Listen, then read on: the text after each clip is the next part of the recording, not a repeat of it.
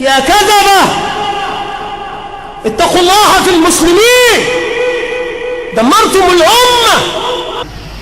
طلع واحد كذاب بيقول لك اصل محمد مرسي لو تولى الرئاسة هيدخل الشيعة ونكاح المتعة وسب الصحابة. ما قرأتوش الكلام ده؟ قرأتوه؟ واحد بلدياتي من منوفية، كذب في كذب. والله كذب في كذب. وسادسا أن يرتفع المد الشيعي في مصر بحجة التقريب بين المذاهب حتى يتم التمكين للروافض في مصر بإنشاء حزب شيعي وحسينيات لتعبده مع تدريس لمذهبهم وترويج لخرافاتهم وباطلهم بحجة محبة أهل البيت. ومعلوم أن أمر التقريب قديم بدأه البنا نفسه، ودار التقريب بين السنة والشيعة وما كان من استقبال آياتهم فيها أمر يعرفه كل من له إلمام بتاريخ الجماعة. وأما دعواهم التي ينشرونها في الآفاق فهي أمر لا يغيب على سامع، وهو أن هؤلاء إخواننا يعبدون إلهنا ويؤمنون بنبينا ويصلون إلى قبلتنا، وينبغي علينا أن نقاربهم وأن نتقرب منهم وأن نواليهم وأن نعادي أعداءهم.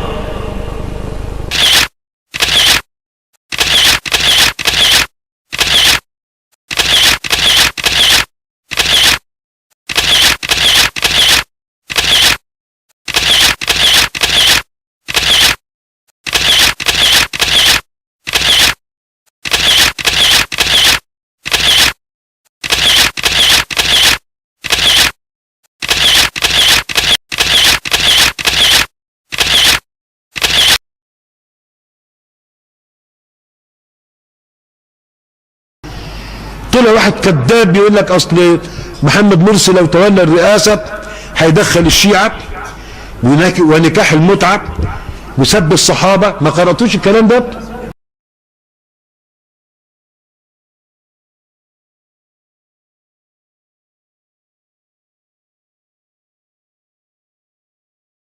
الشيعة مذهب إسلامي، ليست مذهب إسلامي، هو مذهب إسلامي، هو مذهب إسلامي. ولذلك احنا لما جينا نعمل المادة 220 اللي بيعلق عليها البعض هي اللي فيها الإفادة دي، لأنه قال المذاهب المعتبرة عند أهل السنة، وما قالش مذاهب أهل السنة. المعتبرة عند أهل السنة. المذاهب المعتبرة عند أهل السنة حوالي 300 مذهب، وبالتالي أنا فتحت للمعتزلة وفتحت للشيعة الزيدية وفتحت الشيعة الجعفرية، في مذاهب اللي هي ما بتختلفش معايا في أصل العقيدة، اللي هو في الآخر مذهب إسلامي. اللي بيشتم الصحابة ده تاريخ، لأن الصحابة مش من الاعتقاد، من المقدسات، من المصانات، من المحرمات، لكن مش من العقائد.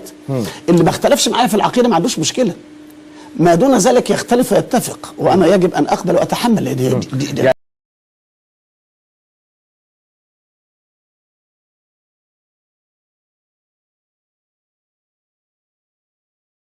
وإني لا آسف أن يخرج رجل منتميا إلى حزب ويعمل مستشارا أو محاميا أجهل من حمار أهله يقول إن صب الصحابة ليس فيه شيء وأنه ليس من جوهر العقيدة. عمى بصيرة والعياذ بالله. فما أدري متى يفيق هؤلاء الجهل الأغبياء وينتبهوا إلى خطر الشيعة.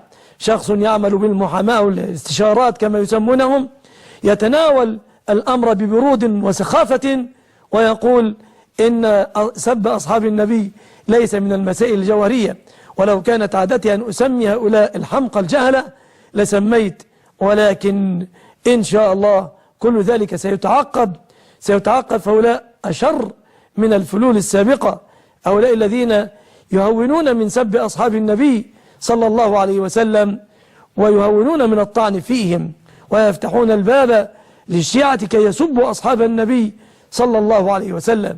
فالحذر الحذر من هذا التشيع البغيض المقيت. طلع واحد كذاب بيقول لك اصل محمد مرسي لو تولى الرئاسة هيدخل الشيعة ونكاح المتعة وسب الصحابة. ما قرأتوش الكلام ده؟ اللي بيشتم الصحابة ده تاريخ، لأن الصحابة مش من الاعتقاد، من المقدسات، من المصانات، من المحرمات، لكن مش من العقائد. ويفتحون الباب للشيعة كي يسبوا أصحاب النبي صلى الله عليه وسلم. فالحذر الحذر من هذا التشيع البغيض المقيت. طلع واحد كذاب بيقول لك اصل محمد مرسي لو تولى الرئاسة هيدخل الشيعة ونكاح المتعة وسب الصحابة. ما قرأتوش الكلام ده؟ إن من علامات أهل البدع الكذبة والاختلاق والإفك. الكذب من علامات أهل البدع يتقربون به إلى الله. كل مرحلة لها رجال، وأنا أشعر أن إخواني هم رجال هذه المرحلة. يا كذبة اتقوا الله في المسلمين، دمرتم الأمة وخالفتم بين قلوب أبنائها وصيرتموها إلى الحزبية البغيضة سياسية ودينية، وصارت على شفا التقسيم. ولا يغرنك ما تراه من ظاهر قد يسر، لأنك تعمى فلا تنفذ عين بصيرتك إلى ما وراءه مما يضر. كالقبر له ظاهر من دونه يسر، ووراءه من ورائه من الجيف والنتن ما يضر. وأبشروا أبشروا بدعوة الروافض إياكم لسب عرض نبيكم صلى الله عليه وسلم وتكفير زوجاته ورميهن بكل قبيحة وتكفير أصحابه والتبرؤ منه وعبادة المقبورين من دون رب العالمين.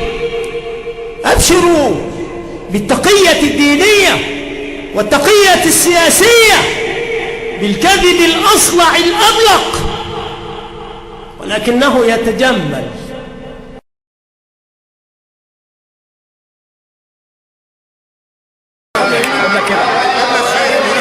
كده معلش ماشي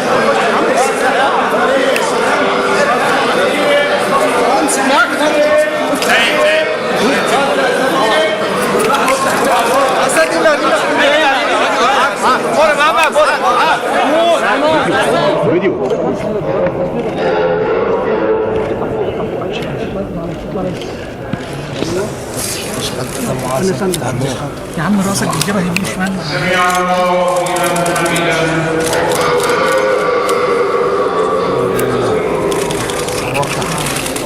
صورت يابا.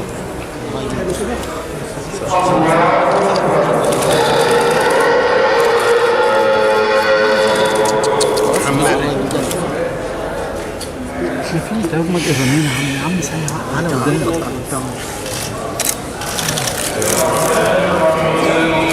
والله زين كده بس. على أي مالكش دعوة.